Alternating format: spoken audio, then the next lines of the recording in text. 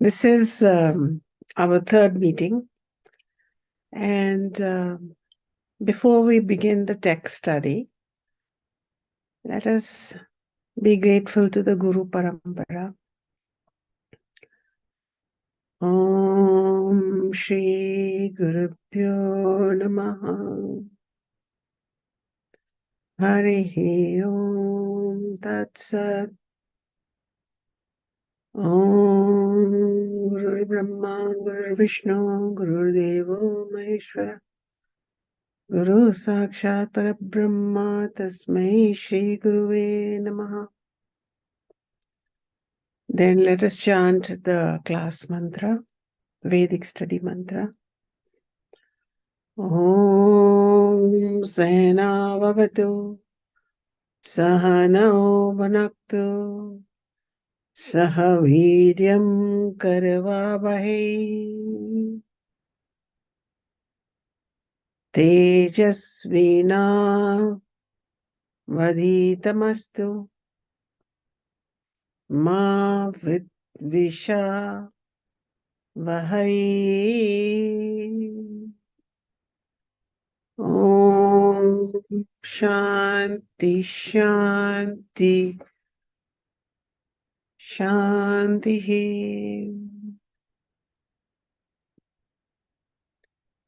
We bow to the Parampara, we bow to the invitation from Ishvara, the opportunity to study and to descend into depths that are not possible in our ordinary conversation, and consider me as an instrument in the hands of Ishvara, deemed to teach you. Because even if the ego wants to teach of the teacher, it is not possible without Ishvara's anugraha, blessings. So before we begin the text study for the next verse, let us begin with what is known as a dialogue or a samvada. Samvada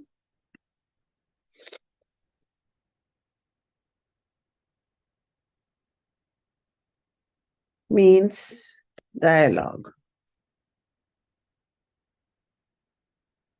A samvada is different from dialogue in the ordinary English context. A dialogue is a poor translation for the Sanskrit word samvada.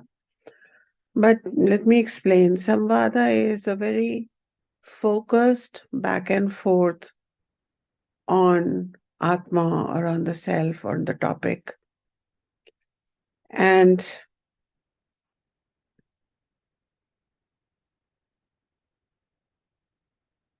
the purpose of samvad is to reduce the number of words in our mind. So it is not simply a didactic discussion. It is not a discussion. If a question is posed, it is not a reflection of foolishness. If a answer is revealed, it is not a question of smartness, because foolishness and smartness dwell in the context of ego. This is more of a context of a true seeker wanting to reclaim their own light and ignorance being shed. So it is a very thoughtful and fruitful dialogue. So I begin with a question for you, and my question is that based on the study of the first mantra, or receiving the jnanam of the first mantra, during these 2 weeks that transpired between the previous session and this study session, was there a moment when this remembrance came to you, even briefly, that I am not this mind, I'm not this buddhi, this intellect, I'm not this ahankar, this ego, I'm not these memories, chitta, I am not the sense organs, the ear, the tongue, the eyes, the nose. I am not these five elements. Did maybe not so methodically, but did any moment arrive for any of you? If you could write in the chat. It's okay if it didn't. It's also the beginning. So this is also not, remember, it's not a conversation with the ego having to get somewhere.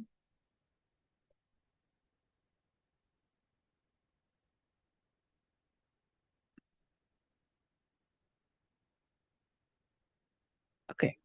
So few yeses, that's good. Now,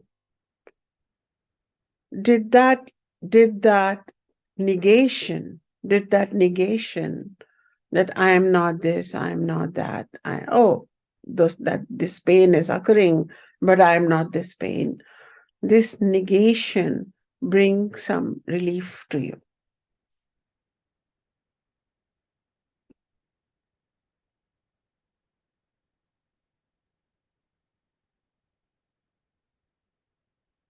Okay.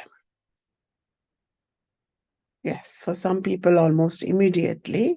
Most of you, it might have been instant. Yes, relief, quiet. Yeah. For some of you, it started the internal conversation that began a process. Okay, so it showed some way out. Good. Okay. Now,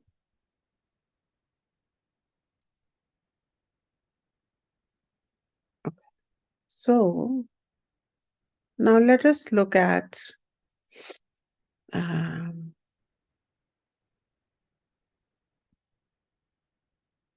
negation, the word negation. Let us look at this word negation. I touched upon it, but what you need to understand is that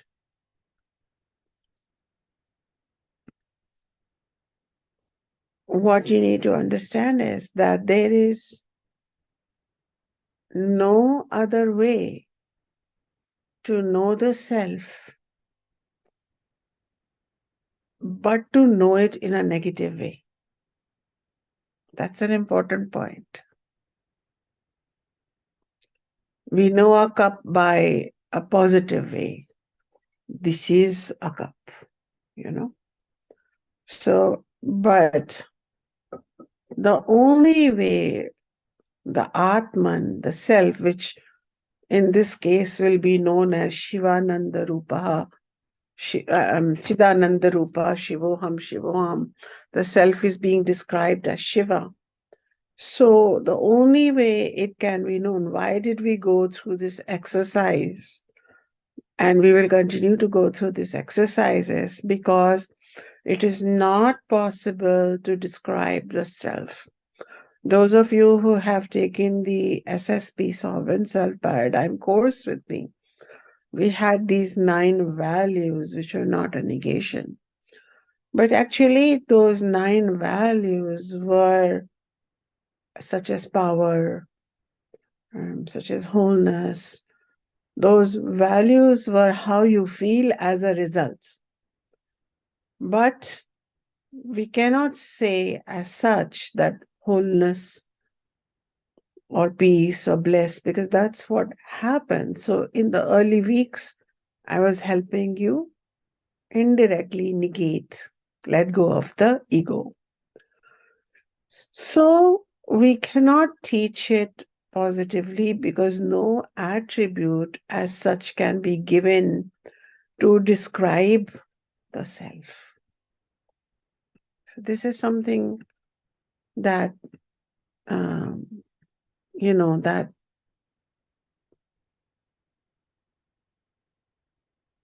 is revealed through samvada, dialogue, that anything your mind grabs onto is the mind, mana.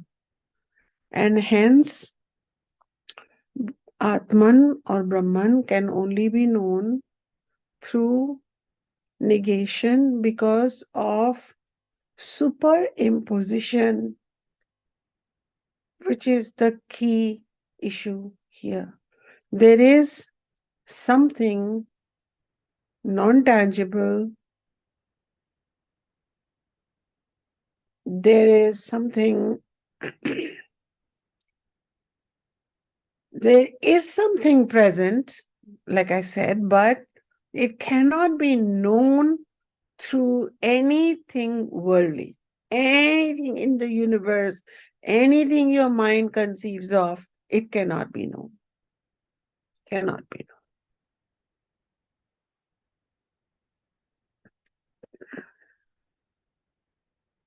So, if there is a field of objects, qualities, adjectives, there is a field, and then there is a knower of the field. The knower is looking at the field. So imagine yourself looking out at this field of the universe, field of ideas, field of thoughts, field of the objects, field of relationships, and you're looking at them, and it's natural to draw meaning from that. But what if the meaning does not lie in the field? The meaning lies in the knower. Think about it. Yes, you use your thought, but direct it backwards to the thinker, not to the thought itself, not to the knowingness, but to the knower. So close your eyes and don't just be what you have observed, but if you become aware of the observer itself.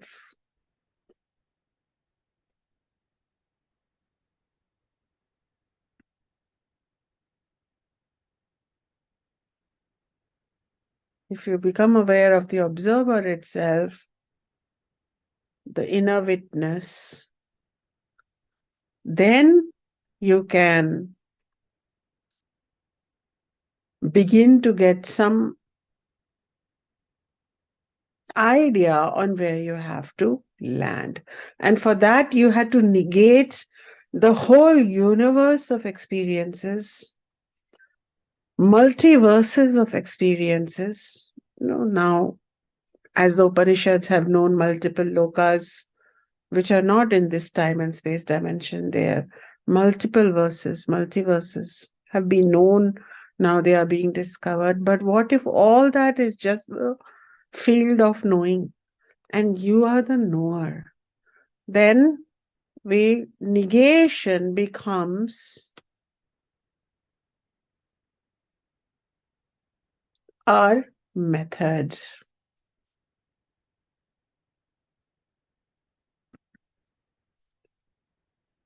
Why? Because on top of this knower is the superimpositions of mind. So the knower gets tangled up in what is the content of the mind, what is the content of the intellect, what is the content of the feelings in terms of the ego, what is the content intellect of what is coming. So you can see how the inner Shiva is tangled up.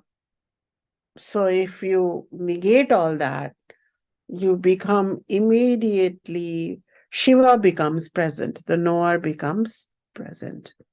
There is a Sanskrit word for superimposition, which is very important, which I am writing for you. Adhyarupa. Adhyarupa.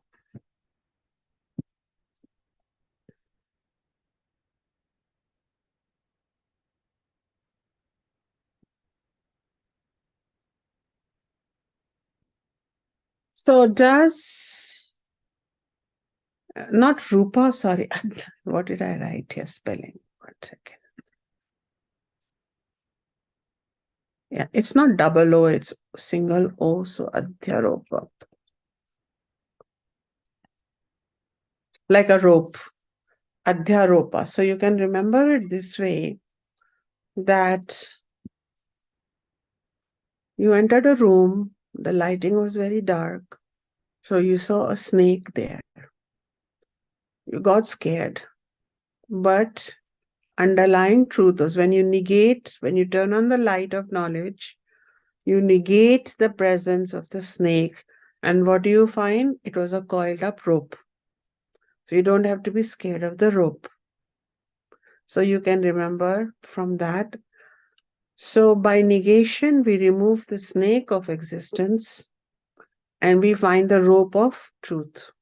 So this English parallel simile is very important. Snake and rope, critical simile, critical understanding.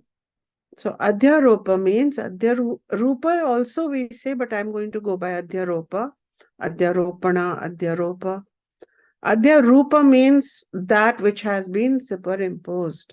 Adhyaropa means the phenomena of superimposition that is going on, not just outside but inside you. The knower is concealed by the snakes of mind, intellect, ego.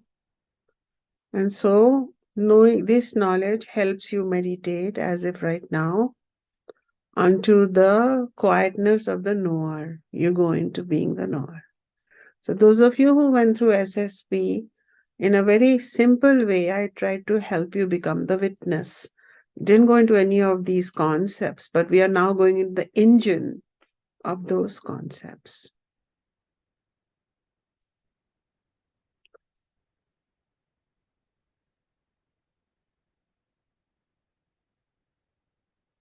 Okay. So now let us have some feedback on chat about how you understood or what negation did for you. It doesn't have to be a long thing. It could be just few words like make sense or relief. And if any of you would like to now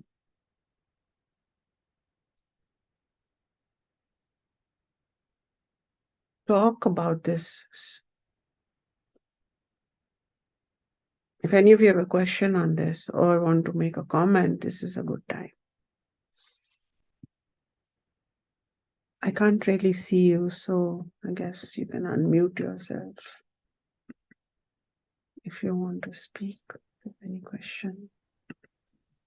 Well, I would just say that my desire to become a witness is very strong, and I experience it that at time, and I really appreciate this effort you're making to find a technique that we can more directly experience ourselves as witness. That's it right. Seems to me. Yes. So currently it's a technique for you, Arya. Later it is the ultimate reality. That you were never any of this. It begins with the technique, correct word. But later it becomes your reality. Okay, good. It is a way to come into your own truth. Yes. You come into your own truth by shedding what you are not. Instant to instant to instant. It doesn't stay like that 24 hours. But even if you did that for an instant in a whole lifetime, you have, if I may use the word, brought about a tear in the time-space continuum of a existence of a virtual person, which is based on what the ego is feeling, what the mind is thinking, what the ideas are. They may be great ideas because of sattva and dharma, but we are not, when we negate something, we are not necessarily rejecting it. Oh, that's important. When we are negating something, we're not necessarily rejecting it because this is how the inner Shiva expresses itself. However, our goal is to take this opportunity on Thursday mornings to touch the essence. It's like you have a torchlight and it has a lot of use. You can turn on button, off button, use the light, navigate the darkness. But what if you wanted to get to the batteries? Then you have to do something else. You have to unhook the lid You have to remove something, then you come to the reality. So this technique, as Arya is saying, is actually the crucial path in Advaita. And this is the unique path of Advaita Vedanta, um, systematized and formalized by Shankaracharya. It is not so, can't find teachings on Adhyaropa in the Upanishads as such. But this is the gift of rishis who then take, probably if it was a technique, it emerged in Gaudapada, Shankaracharya's guru, or Shankaracharya, we are unaware, and it was formalized definitely by Shankaracharya. Okay? All right. So will you use this word adhyaropa? Adhyaropa, do you understand? Okay.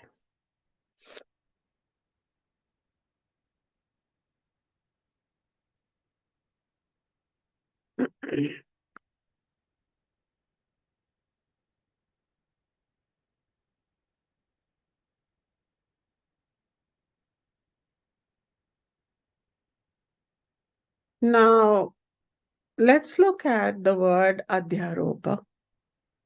Okay.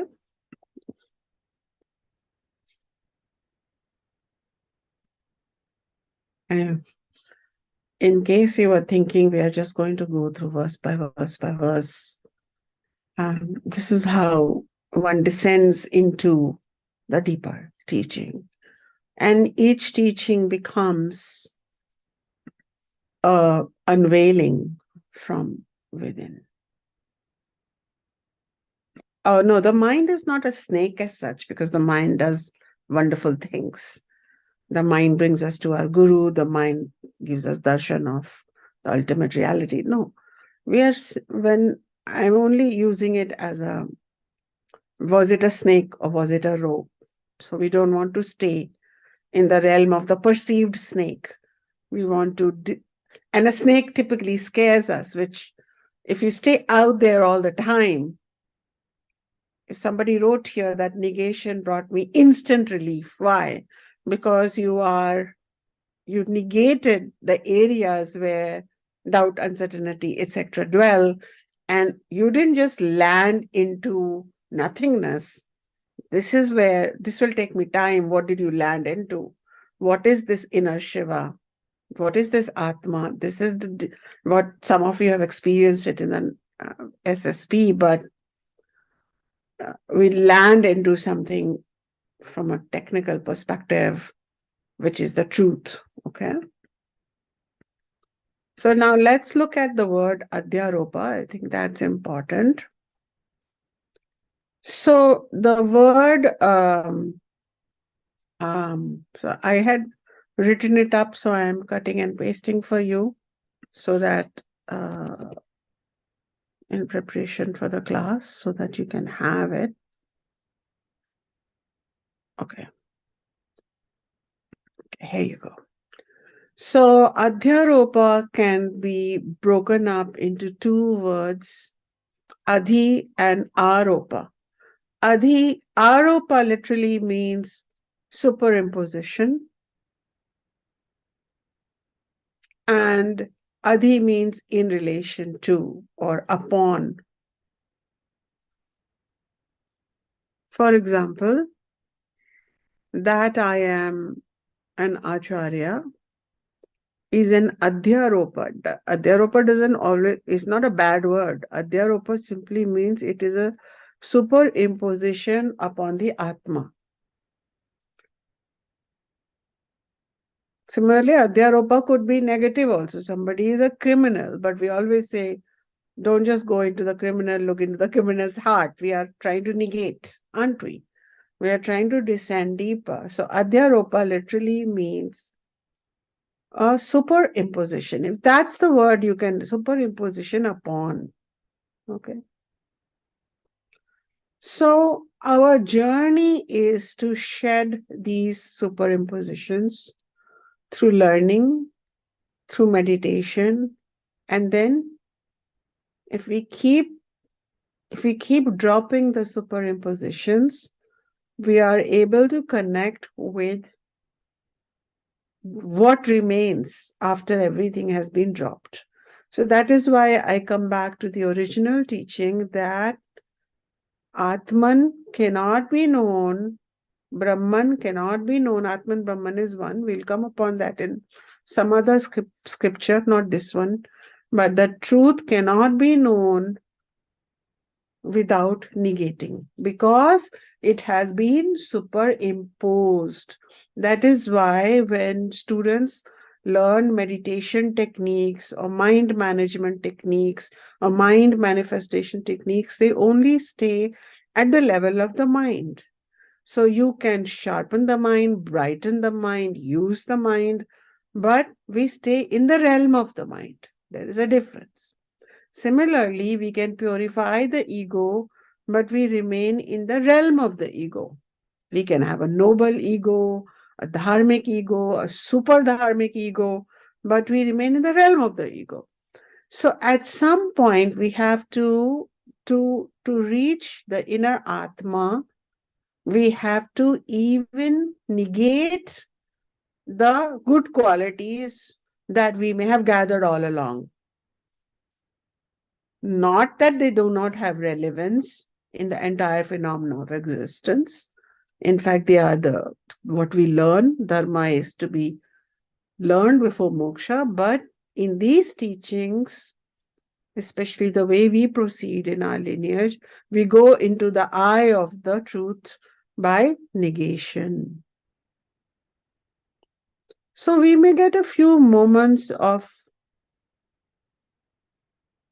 another level of connection with the knower more than the knowingness.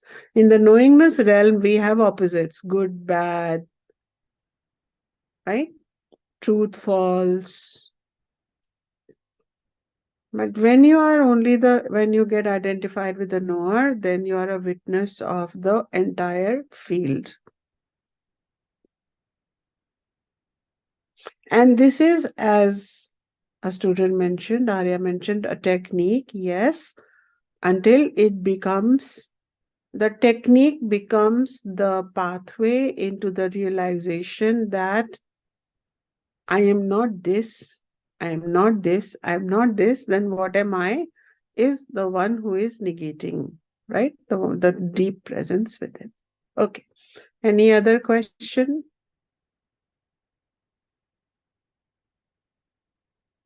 Any other comment? You are welcome to bring it up. This is the time.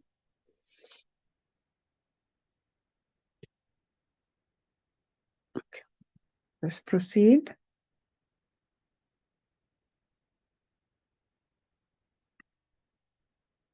So let us once again chant the first verse. Manobuddhahankara chittani naham nacha shrotra jivhe nacha घ्राण नेत्रे न च व्योम भूमिर्न तेजो न वायुः चिदानन्दरूपा शिवोऽहं शिवोऽहम्. So here the word used for Atma is Shiva. And the word Shivoham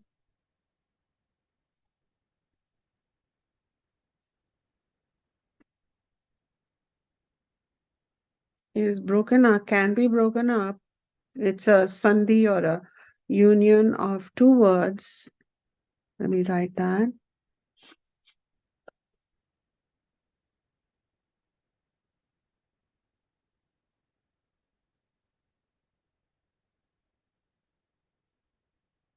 So aham means I am.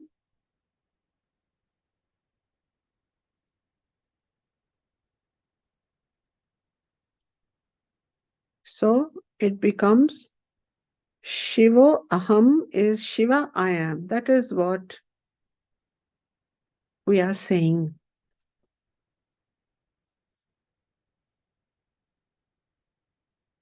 So for example, Lakshmi can say Lakshmi ham. Lakshmi aham. I am Lakshmi. Okay. Vimala aham. Are you understanding? That is how we say, right? So this can be broken down into Lakshmi plus aham, Vimla plus aham, so Shiva plus aham. Okay. So let us briefly understand. We will learn the chanting some more later. Would you like to chant it once more? Okay. Let us chant it once more.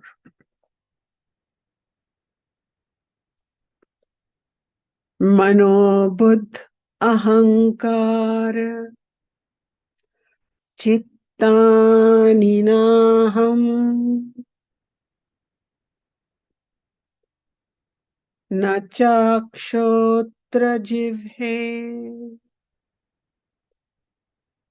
न चाघ्राणनेत्रे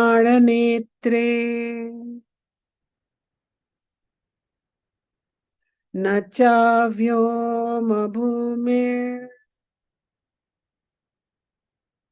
तेजो न वायुः चिदानन्दरूपा शिवोऽहं शिवोऽहं चिदानन्दरूपा शिवोऽहं शिवोऽहं चिदानन्दरूपा I am Shiva, I am Shiva. So I am not the mind, I am not the intellect, I am not the ego, nor my memory. I am not the ear, nor am I the tongue, nor the way I use my skin, nor my eyes and vision, nor am I the body composed of 5 elements. I am Shiva. So we are going to understand the Shiva, and that what is it like? It is Chidananda. Chidananda is a word made up of Chit, consciousness, and Ananda, bliss. So that will take some time, but we're progressing along. So now at this point, I have to give you some idea of the word Shiva. So whereas Shiva is the name of, Shiva has multiple uses. So Ishvara is the shining divinity represented by divine allness, Brahman, and it has 3 principles: the principle of creation, Brahma, the principle of sustenance, Vishnu, and the principle of dissolution, which is Shiva. And if you are Vedic way students, and I hope you are in parallel, then these teachings are being given to you there. So there, from that perspective, Shiva is the name of the ultimate power, because Ishvara is not a secondary power. Ishvara is another name for the ultimate power. When the same inner knower becomes an all-pervading knower, it is known as Ishvara, right? Right now you're thinking about your inner Shiva, but if everybody's principle combines, it is Ishvara. So one is, it is known as that principle, but Shiva is another term which is used for the ultimate reality, one in whom the whole phenomena of creation, sustenance, dissolution rests, or one who permeates through every creation. So Shiva is another name for not just one principle of the Trinity. So we're going beyond that to understand Shiva from the perspective of the Upanishads, where it first came up. And Shiva is um, um, an all extolling principle,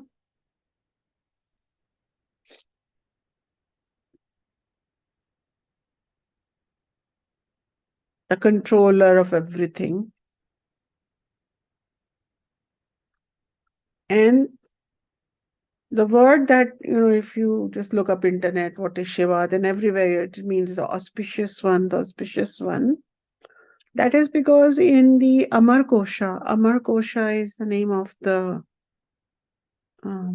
ancient Hindu dictionaries which define spiritual words. So then over there, the Shiva principle has been defined as Shivam Mangalam Syatiti Shivaha, means that Shiva is that which is the embodiment of auspiciousness. I'm not sure how often this auspicious word is used in Western languages, different sensibilities. But auspiciousness in the Vedic concept means truth,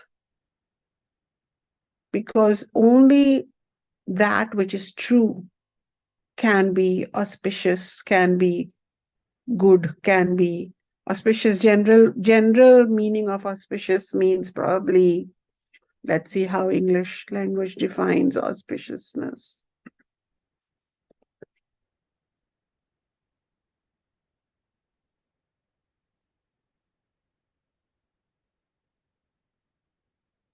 Something that is considered favorable, good fortune, positive circumstances. Certain events are also considered auspicious, certain ceremonies, certain days, yeah, that likelihood. So, in a very mundane kind of way, auspicious is connected to good luck and good fortune. Okay. But in a Vedic concept, if we look at the word Mangalam is the word which we are translating as auspicious.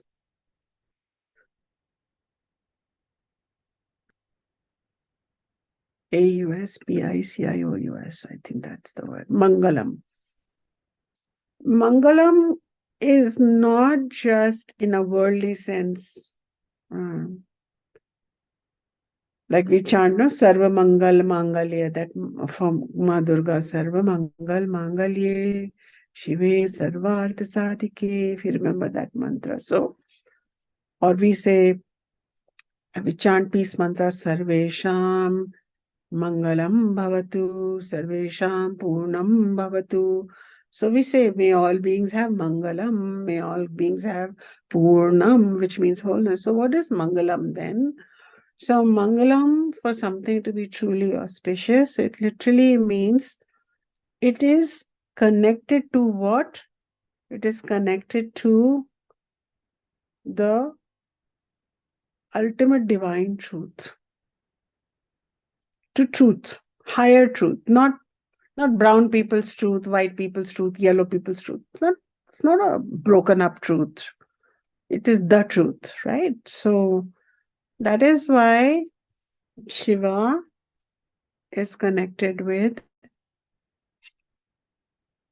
the Shiva is not just the revealer of Mangalam, but Shiva is that Mangalam. So if there is something auspicious, truly positive, truly the the true divine treasure, then that is Shiva. Okay. That is why whatever is truly venerable, worshipable, then that is the inner Atma. That is the Atma which you discover after negation of what is non-Atma. And one of the terms for Atma is Shiva. Why? Because it is worthy of respect and reverence and worship. It is what is truly good, truly noble, truly auspicious.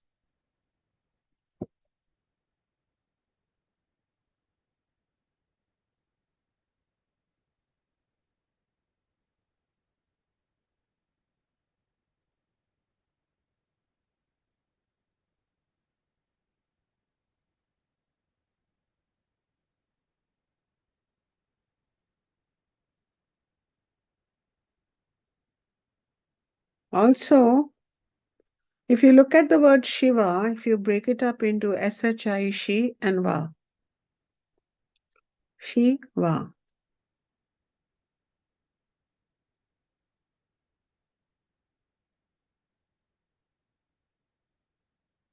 Then Shi, SHI, She, not SHE, but She. SHI is the root sound for material joy, for dharma, basically. Material joy doesn't come from shopping and eating, but from dharma. And VA, represents bliss, which is which is which is connected to Atma. So She part is dharma and Va part is moksha, Shiva. Material happiness from dharma and non-material happiness from moksha. So when we chant Shiva, Shiva, Shiva, we awaken Atma, Atma, Atma, which is the repository of noble dharmic inclination. It's not like dharma was revealed from outside. In many traditions, dharma was given by a god figure. Somebody angelic, godly, came with a book or knowledge or rules, which is one way of receiving. That's okay. But in the Vedic tradition, when we touch that inner Atma, it is like 1 million books of Dharma become revealed within. One becomes compassionate from within. One becomes non-violent within. They might have been violent all their life, and then they become non-violent. So Dharma becomes revealed. Why? Because Dharma and Moksha are not just externally learned things, but internally revealed reality. There's a difference. That is why usually Shankaracharya does not call Atma Shiva, but for poetic purposes, in this particular Shatakam, Atma has been referred to as Shiva. Okay, it's not at all grammatically wrong. It's just a bit confusing because Hindus worship Shiva through mythology, and Shiva lives on a mountain and he has dreadlocks, and so we're not going there for now. No harm in going there. We want to come back into the non-dual understanding of what Shiva means. That's why I'm going into what I'm teaching you right now. Probably that's all we can cover, but these are very deep teachings. Then Shiva is also, the word is effulgence, right? Light, radiance. So Shiva also represents self-effulgence. So a dialogue happens where the guru asks the shishya that in the day, how do you see the light? It's by the light of the sun. Then At night time, when there is no sun, how do you see? I see by the light of the moon. Okay, but if the moon is covered up, then, or moon has not risen, then I see by the light of the stars. Okay, if the stars are not there that night because of it's a cloudy night, how will you see? Okay, so then I see by the aid of a lamp. Okay, but if you've run out of oil or wick and there is no light, how do you see? Then I see by the light of my eyes, because sometimes eyes are able to see in the darkness. And then what if you are blind? Then how will you see? And the wise student responds, because this is samvad, thinks about the whole thing and remembers that, but I am not those blind eyes, and I am Shiva. So then says, then I see by the light of the self. My awareness is a kind of a light. And this self, it does not require the light of the sun or the moon or the stars. It is a light unto itself. And this light unto itself is uh, is uh, Swayam Prakasha iti Shivaha. Swayam means self. Prakasha literally means, we went over it in Vedic way also. Prakasha literally means light. Self-illumined light. Iti is Shiva.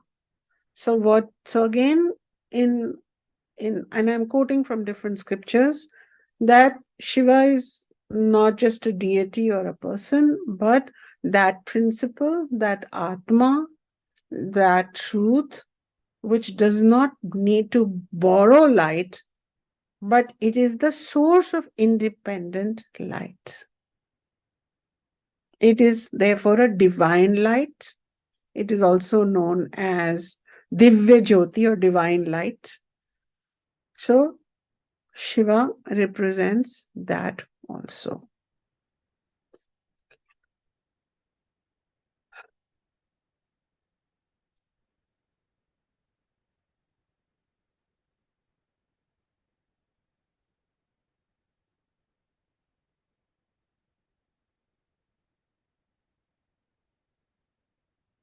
And interestingly, Shiva is not just the Atma connected to an individual seeker, the ultimate reality, but Shiva principle is also connected to the universal, the Brahman principle, not just the individual Atma, but the universal Atma, which is known as Brahman. So the microcosm, the light of the microcosm and the light of the macrocosm of consciousness, that is Shiva.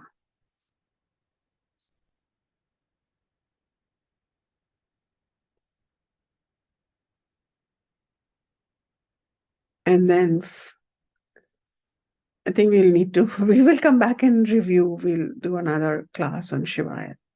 But for our purposes to move forward, Shiva is also the fourth state of the mind. So here is what it is. So there are in the Mandukya Upanishad,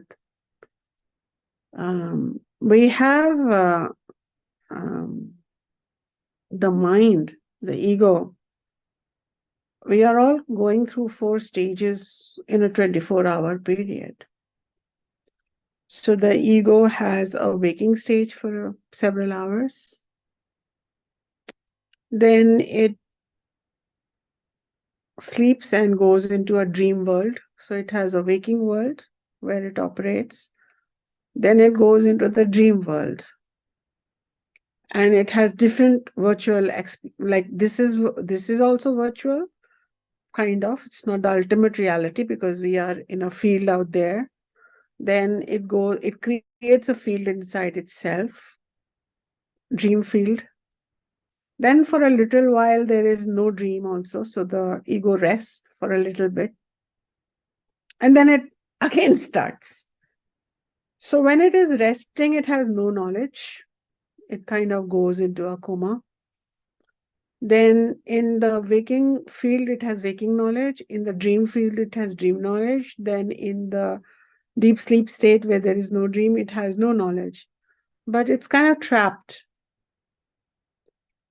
So then the Upanishads remind us that interestingly, there is something else within you that that is ever awake. That is how you can say, I was awake, then I fell asleep, then I dreamt that I was in Portugal, and then I had those, I think, couple of minutes or hours of no dream at all, had dreamless sleep, and then now I woke up.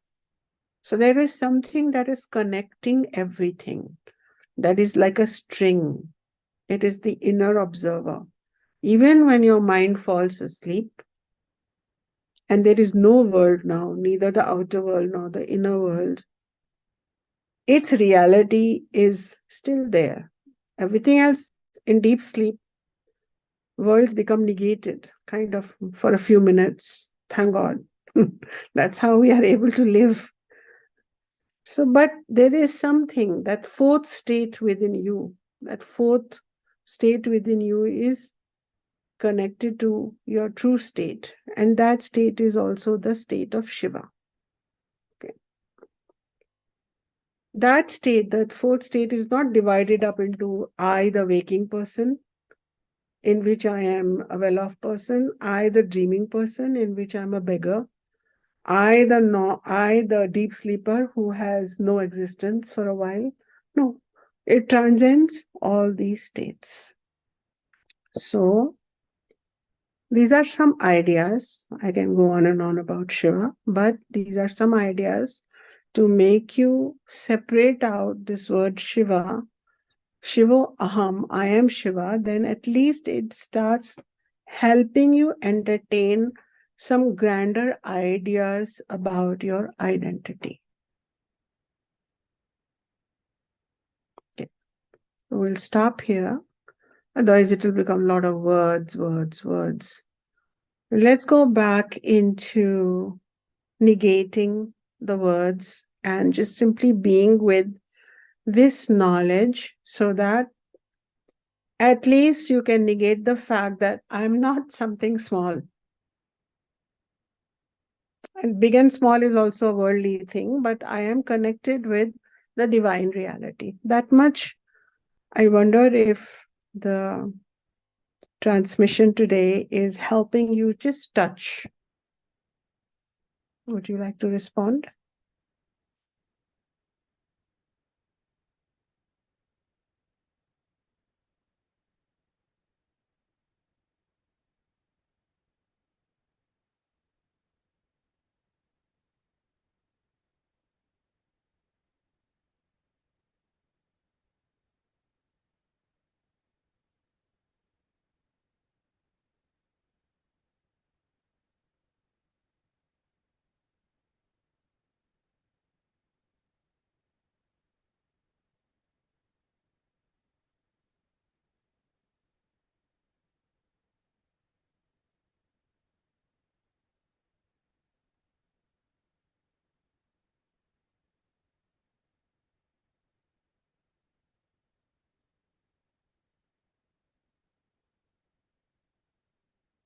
Okay.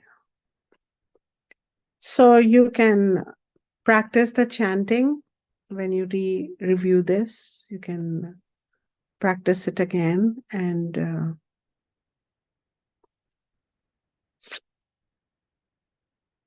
yes, we are going beyond the deity, especially we are going beyond what the religion of Hinduism did with the Shiva concept, because religion's work is to talk to the masses. So to make it lofty, they put him up on the mountain. To make him detached from to to do the act of negation, they made him wear a lion skin and non-routine things. See, this is what religion does. It simplifies things so that when people think of the deity, they feel separated from worldly concerns. So actually, the Hinduism has a beautiful way of taking these Upanishadic teachings, and I'm in awe of how Hindu mythology has really done a good job of bringing about transcendence, detachment. Done a good job. But we are not right now there. We are not in the realm of understanding mythology. I don't think that's where we are. We are right now at the realm of understanding Advaita, that there is one principle. Advaita means not two, and that one principle is known as Atma, Brahman, or in this case, Shiva. Yes, as Arya says, boundaries are stretching. So these are all things that happen to the mind. They're not happening to you because you are already Shiva, but they're happening to the mind. Do you see that? That the mind feels more stretched on realizing, oh my gosh, I belong to Shiva. That's what happens. The inner identity becomes expanded, and then we come back and lead our ordinary lives, but from this expanded place. It is not that we chop off our nose and say, I'm not the nose, blind our eyes, I'm not the eyes. But if something were to happen to our body, we would not be devastated because our identity would have a cognitive understanding of who we are, would be of the knower and not the instruments of knowing, which are the sense organs, the mind, the intellect. Yes? Clear?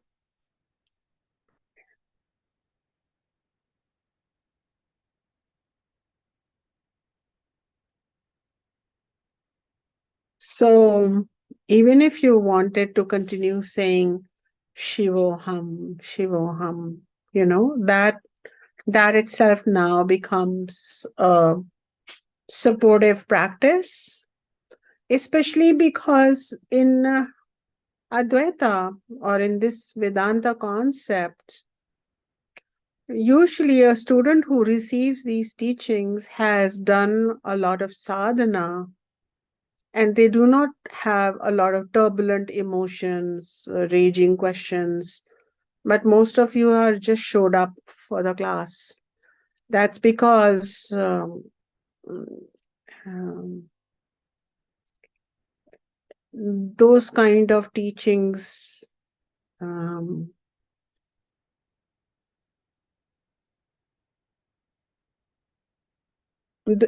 I'm not facilitating that kind of teaching. I tried doing that in the past, that okay, let us be prepared,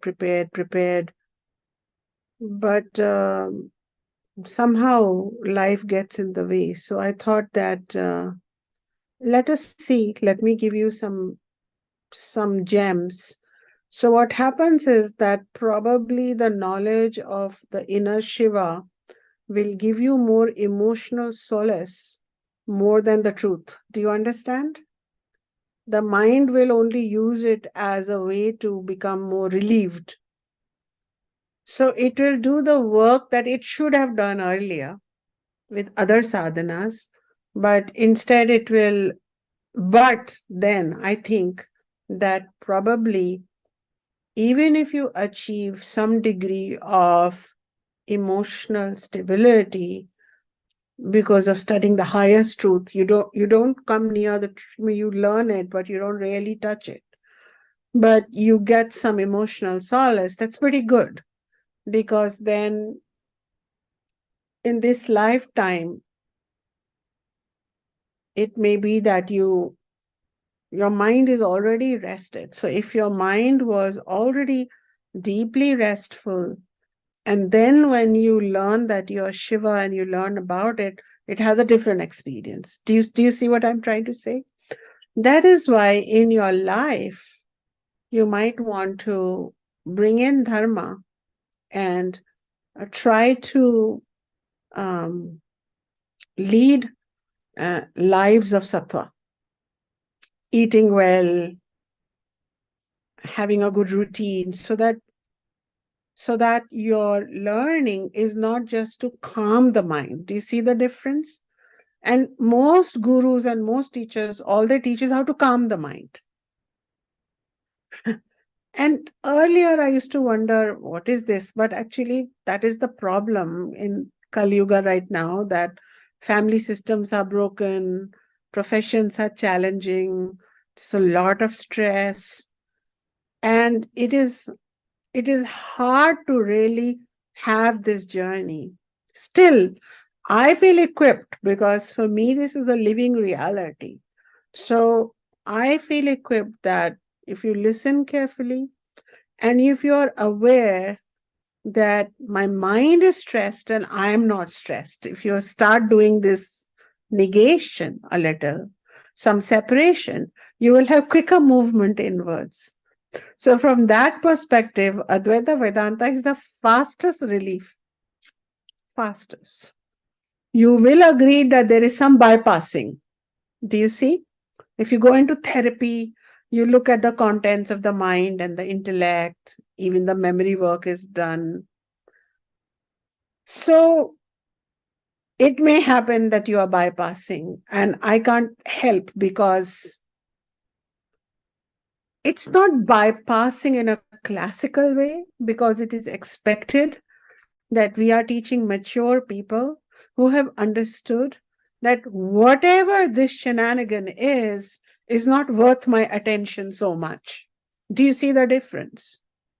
One is bypassing because you're unconscious, and the other is passing up something, saying no thank you because you're conscious. Do you see the difference? So if your mind's running on some memory with some auntie who hurt you in your childhood, you can think about it forever, or you can say interesting, and then you can observe it and be more into who am I, Shivoham. So it's a whole different invitation, but I wanted you to be aware that it feels like bypassing, and you want to bring some consciousness into it as you go through the negation. Of course, that doesn't mean that you're not living your life. So if you need to eat, you are eating or whatever, because that is the beauty of Advaita, that you continue as a normal person. You continue as a normal person. We have a prostitute who woke up to her inner Shiva. She continued to be a prostitute because that was how she was feeding her body. Do you see the difference? So in the Advaita tradition, this knowledge does not put you on a throne, but it makes you stop suffering that much. There's the difference. A butcher continued to be a butcher. So I have to change my way of living or I have to change my clothes. That's not necessary. But this knowledge starts releasing the attachments that we have to various ways of purely material existence. Okay. All right. Gemma, everyone. So I will see you next week. Take care. If you can practice